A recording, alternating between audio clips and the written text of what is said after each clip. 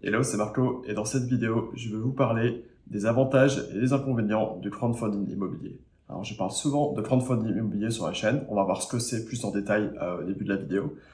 Je vais vraiment faire une vidéo dans laquelle je vais vous parler des avantages, donc qu'est-ce que ça amène par rapport à un investissement immobilier, on va dire, plus classique.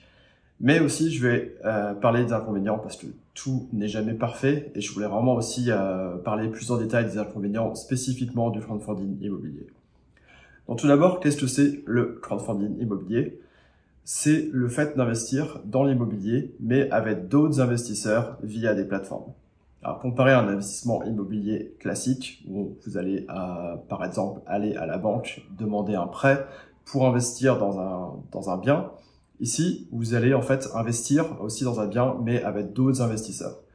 Par exemple, vous avez acheté du coup des parts dans un bien. Vous n'allez pas être le propriétaire exclusif d'un appartement, d'une maison ou d'un autre projet immobilier, mais vous allez seulement détenir une part dans ces projets. Alors les projets, comme on va le voir aussi quand on va parler des avantages du crowdfunding immobilier, ça peut être vraiment une grande variété de projets, mais en gros il y a deux grandes catégories possibles dans le crowdfunding immobilier. D'un côté, il y a ce qu'on appelle les projets de développement. Donc là, ça va être de l'immobilier où vous allez en fait participer à la construction, par exemple, d'un immeuble, même d'un ensemble d'immeubles ou d'un même plus gros projet immobilier. Et en gros, c'est un promoteur immobilier qui va avoir besoin de financement et il va faire appel à ces plateformes pour financer le projet ou souvent d'ailleurs, c'est une question qui revient souvent, pour financer une partie du projet. Alors la banque va par exemple financer une partie, mais il y a parfois de l'argent qui manque et c'est cette partie qui va être disponible sur les plateformes de crowdfunding immobilier. Donc là on est plus sur un prêt classique on va dire, où vous allez recevoir un pourcentage d'intérêt sur ce prêt que vous allez prêter au promoteur immobilier. Et là on est plus dans les 10% en général sur ce genre de plateforme. Il y a aussi une autre catégorie de projets qui est sur ces plateformes, c'est des projets locatifs. Et ça, c'est ce que j'aime plus moi parce que c'est vraiment très proche de l'immobilier classique, on va dire. Ça permet de devenir propriétaire dans une maison, dans un appartement, dans un ensemble d'immeubles. Et vous allez percevoir une partie du loyer qui est généré par ce projet immobilier, comme si vous étiez propriétaire du projet. Bien sûr, en fonction des parts que vous avez ainsi dans le projet. Et aussi, quand la propriété sera vendue, parfois c'est planifié sur 3 à 5 ans, vous allez aussi avoir une partie, bien sûr proportionnelle aussi à vos parts, des bénéfices qui sont générés par la vente du projet. Donc là, on est plus sur l'immobilier classique, on va dire, via ces plateformes. Alors maintenant, on va voir quels sont les avantages du crowdfunding immobilier et après parler des inconvénients. Les avantages, c'est le premier, c'est vraiment que c'est totalement passif. Comparez ça à de l'immobilier traditionnel, on va dire, où vous allez devoir gérer votre appartement, votre maison. Encore une fois, je ne parle pas du cas où vous avez plusieurs millions d'euros, on va dire, pour acheter plusieurs appartements, plusieurs maisons, des immeubles entiers, créer une société autour de ça pour gérer tout ça à votre place. Je ne parle pas de ce cas-là. Je parle de quelqu'un qui a 10 000, 100 000 euros à investir, qui va en général acheter un appartement ou 2 appartements, et qui va devoir seulement les gérer lui-même ou elle-même. Et voilà, ça peut poser des problèmes, c'est pas totalement passif, il y a beaucoup de choses à faire, beaucoup de choses à s'occuper. Et du coup, le crowdfunding immobilier, c'est la plateforme qui va tout faire pour vous. Donc elle va gérer par exemple l'achat du bien. Et ensuite, si c'est un projet de plus locatif, elle va aussi s'occuper ou sous-traiter la gestion du bien, c'est-à-dire trouver des locataires, aussi s'occuper des travaux qu'il y a à faire dans l'appartement, s'occuper de la sortie, trouver des nouveaux locataires. Donc tout ça, ça va être géré par la plateforme ou alors un sous-traitant de la plateforme. Vous n'avez absolument rien à faire une fois que vous avez investi. Pour moi, c'est vraiment l'avantage numéro 1 du crowdfunding immobilier. Le second avantage, c'est le fait de pouvoir se diversifier très facilement. En effet, sur la plupart des plateformes, vous pouvez investir dans des projets aux alentours de 50, 100 euros. Il y a même des plateformes où vous pouvez investir beaucoup moins, à partir de 1 euro, même sur certaines, dans des projets immobiliers. Alors si on compare ça avec un appartement classique, on va dire, aux alentours de 100 000 euros, vous allez devoir mettre environ 30 000 euros et le reste va être financé par un prêt. Ça fait quand même une très grosse différence et du coup, la plupart des gens ne vont pas pouvoir acheter plus d'un appartement. Alors qu'avec le crowdfunding immobilier, vous allez pouvoir vous diversifier dans beaucoup d'appartements, parce que voilà, avec 100 €, vous pouvez vraiment investir des parts dans plusieurs projets différents, sur plusieurs plateformes.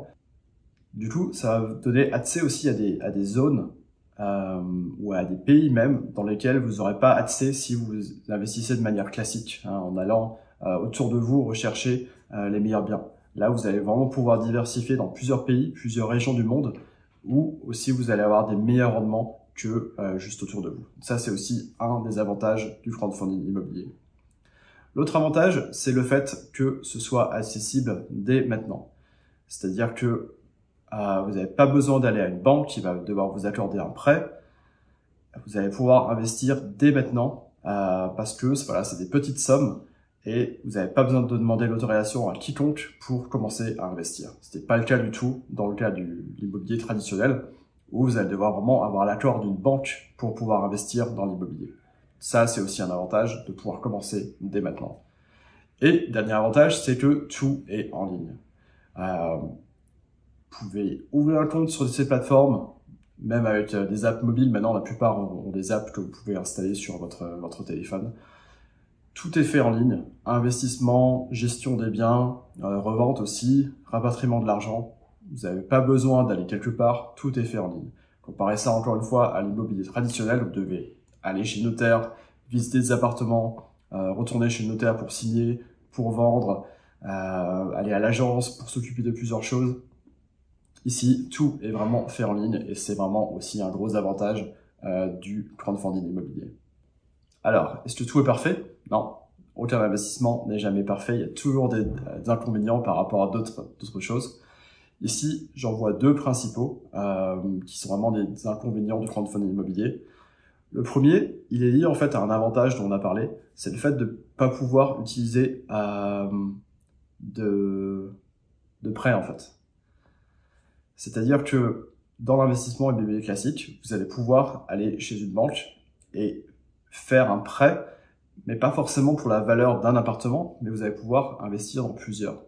C'est-à-dire que si vous avez, disons, 50 000 €, vous pouvez aller à la banque, dire « Ok, moi je veux emprunter 250 000 € pour avoir 300 000 en tout. » Et là, vous pouvez investir dans 3 appartements différents. Donc, il y a un effet de levier en fait qui est disponible dans l'immobilier classique. C'est pas le cas du tout dans le crowdfunding immobilier. Alors même si ça pourrait être fait aussi, hein, il y a des plateformes qui proposent des rendements très intéressants, plus intéressants que les rendements que vous pouvez avoir sur l'appartement dans la plupart des villes en France par exemple, ou même dans l'Europe de l'Ouest.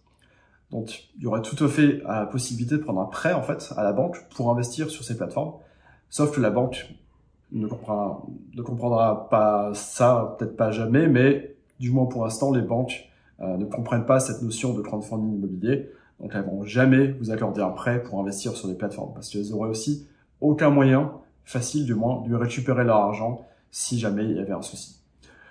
Donc voilà, ça, c'est pas possible avec le crowdfunding immobilier d'avoir cet effet de levier avec des prêts. Second inconvénient, c'est sur les impôts. C'est-à-dire qu'il y a beaucoup de pays, je suis pas expert du tout dans le domaine, mais il y a beaucoup de pays qui proposent des réductions d'impôts quand vous investissez dans l'immobilier, on va dire classique. Donc ça va permettre de faire gagner de l'argent, de diminuer vos impôts si vous en payez beaucoup. Donc ça ne concerne pas tout le monde, effectivement. Il y a beaucoup de gens, je sais, qui investissent dans l'immobilier justement pour faire baisser les impôts, mais il y a aussi des gens qui payent pas beaucoup d'impôts parce que leurs revenus sont pas à ce niveau-là. Du coup, ça dépend de votre situation en fait. Ça dépend du pays où vous habitez, ça dépend de vos revenus. Donc, mais c'est quand même un inconvénient. Il n'y a aucune réduction d'impôt, du moins que je connaisse jusqu'à présent, pour investir dans le crowdfunding immobilier. Donc voilà, c'était un peu les avantages et les inconvénients. Alors, si vous suivez ma chaîne ou si vous avez juste suivi cette vidéo, vous pouvez bien sûr imaginer que j'adore le crowdfunding immobilier. Je pense les avantages, surtout le fait que ce soit totalement passif. Et le fait aussi que vous puissiez commencer dès aujourd'hui sans avoir à demander l'autorisation de quiconque. Ça, pour moi, c'est vraiment des avantages qui effacent tous les inconvénients dont j'ai parlé dans la vidéo. Maintenant, si vous voulez en savoir plus et vraiment commencer dans le crowdfunding immobilier, j'ai mis 2 liens sous la vidéo. Le premier, il va vous amener vers mon site où vous allez pouvoir trouver une liste des meilleures plateformes que je recommande en ce moment de crowdfunding immobilier. Donc ça, je vous invite vraiment à aller la voir. Vous pouvez vraiment commencer à explorer ces plateformes avec le lien juste sous la vidéo. J'ai aussi mis un lien vers mon guide sur le crowdfunding immobilier qui va vous permettre d'en savoir plus sur le domaine, en apprendre plus et vraiment commencer à investir dans le domaine du crowdfunding immobilier.